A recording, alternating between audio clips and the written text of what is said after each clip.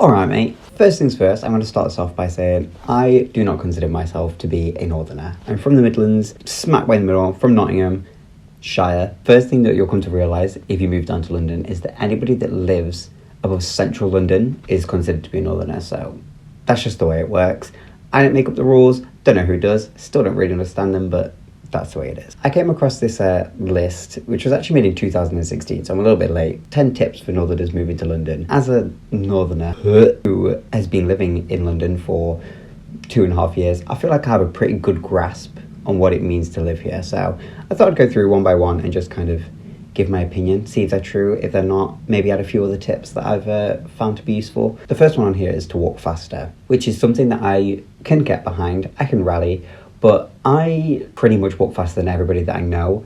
So I feel like this affects me no matter where I live. Like, even when I was back home, I'm like power walk for days, no matter where I go, Speedy Gonzales away. But in London, obviously there's a lot of tourists, like everywhere, like they're everywhere. And it doesn't bother me so much if it's like in the street. Like if you're walking up Oxford Street, it's pretty much a given that you are going to bump into people. Like people are going to be walking really slow in front of you, taking pictures of everything, window shopping. That doesn't bother me. I can just slalom my way through, right?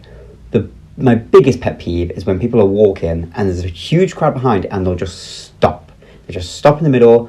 They always do it on the underground. They always do it like on the platform. That is my biggest pet peeve. Don't do that, I will deck you. The second one is basically just all about the cost and how expensive it is living in London. This is something that I don't necessarily agree with. It's a very big misconception that London is insanely more expensive than like anywhere else, and it's just not true. Like, it is. If you go for a drink, right, back home, you could get a drink for like, what would cost you £1 back home will cost you like £5 here. Like a single, if you went to a student night in Nottingham, quids in, £1 for a single, £2 for a double. Here, I've paid like £12 for a double, which is ridiculous. But it's also like a completely separate economy. Like I make more money here and I don't know what it is. For some reason, like when I was living back home, I was making less money and I had less money than I do here. Like I was constantly messaging my parents and being like, I've completely run out of money. I've got like 20p left.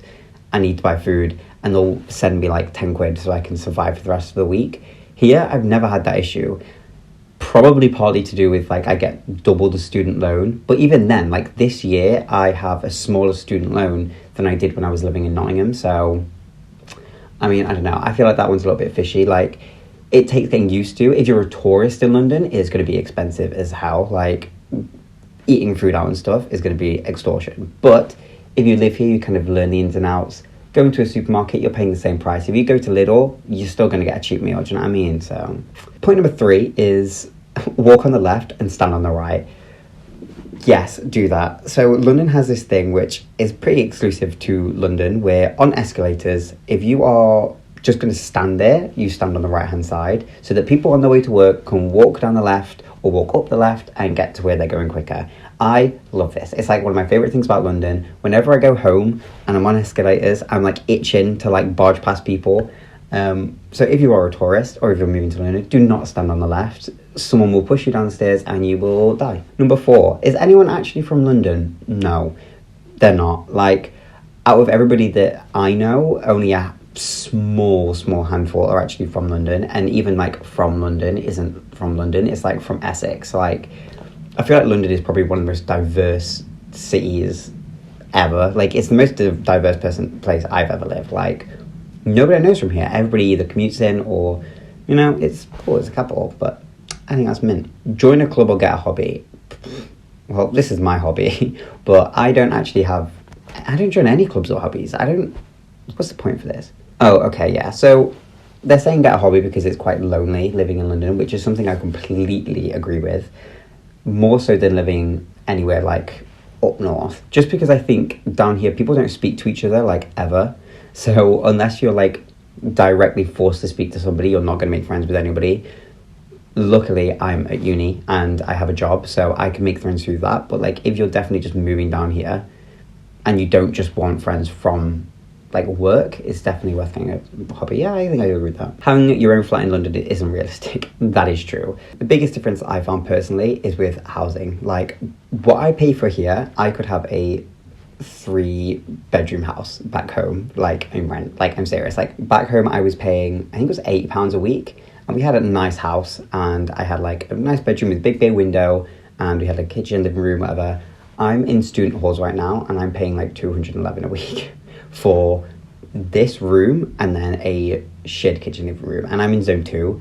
Granted, this halls is really nice, which is the reason I'm still paying to be in student halls, because if I had like a normal flat, it would be like even more. Like, it's so expensive.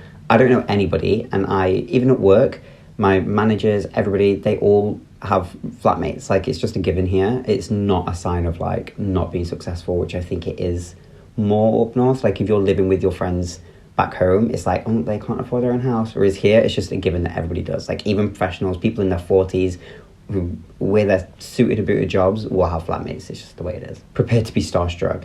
This is another one of my favourite things. I have so many favourite things about living here. But you will bump into celebrities. You'll see them all the time. Obviously, they have like red carpet premieres and stuff. But celebrities need to like buy food, and they like eat and shit like the rest of us, which is mind-blowing. But they will shop. I work in retail, so I work in a shop, and quite often we have like celebrities coming in. We've got like YouTubers, actors, actresses. A lot of the time I don't even notice, and I'll serve somebody, and then afterwards like my colleague will come up to me and like, they're like big, and I'm like, oh, what a surprise. The only person that I know which is like I consider a celebrity that I've served and recognised as well serving them was Juno Temple, who was from like St. Trinian's and like the Golden Teapot. She's like an actress that I used to have a crush on when I was younger. Magic? The kind you get in mushrooms? She's like the only famous person that I've actively sold, but I know we get like a lot of drag queens in the shop, but I don't really follow that along, so I don't really recognize them until people have told me when they left. You'll know what a fox sounds within a week. I love foxes. I'm that psycho bitch that on a night out, after I've had a few drinks, I will see a fox and I will just run, and I'll bolt after it in my best attempt not to scare it. I'll creep around, try to catch them, I will try to feed them, not realizing they will happily rip my face off and give me rabies. But I love foxes. I love that there's so many foxes here, because back home you never heard or saw them because they're so weary of like humans that they just stay in forests, whereas here they just like wander the streets and they scream. They have the funniest scream. It scared me when I first moved here because I thought somebody was getting murdered outside my house, because they're literally like, it's hilarious. I love foxes. Opportunities are everywhere. Oh, that's a wholesome one. This is nice. So this is true as well. One thing that I've realised working in retail whilst at uni, and also being at uni, is that a lot of people on my course and a lot of people in my job are like getting their dream jobs or getting opportunities that lead them to their dream jobs, and they're kind of like, they drift. We have people starting like a job at our shop and then leaving literally within a few months because they've found an opportunity onto their like chosen career path. They go into like illustration or like acting, and they've got like films and shows and plays and whatever. But it's like really nice to see, like, it's so easy to progress here because like everybody obviously flocks to London. But it also comes with like a coin flip of like the same thing, is that because there's so many people here trying to get their dream jobs, there's a lot more competition. But yeah, there's definitely more opportunity here. Get used to the noise. Oh God, get used to the noise. Okay, so yeah, where I'm living, right next to the Central Line, like on the train station. If I open this window, that's all I can hear. All I can hear is the train. In fact, I'm going to see.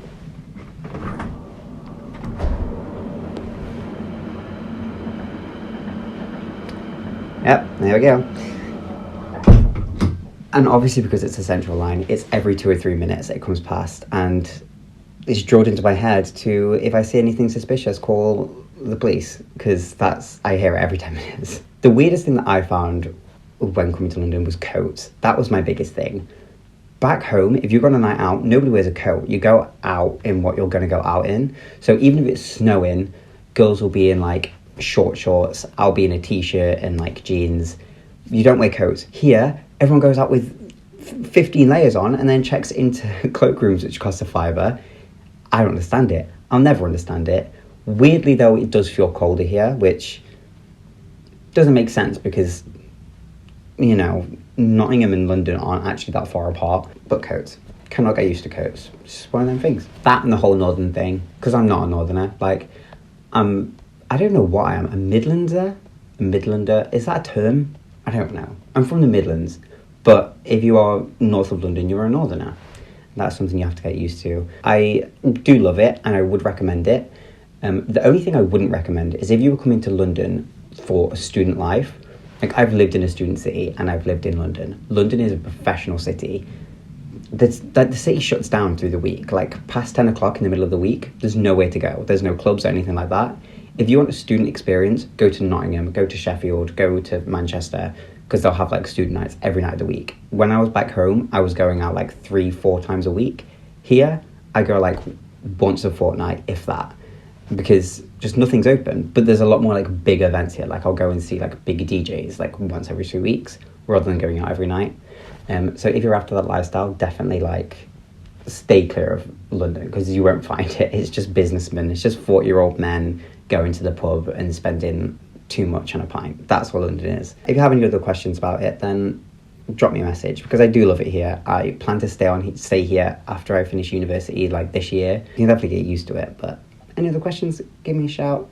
Hope you enjoyed this video. If you've stuck around, nice to meet you. It'd be great if you could follow me and, like, watch my other video. This is only my second video. I'm new to this, so cut me some slack. I'm probably a bit awkward still. Give it time.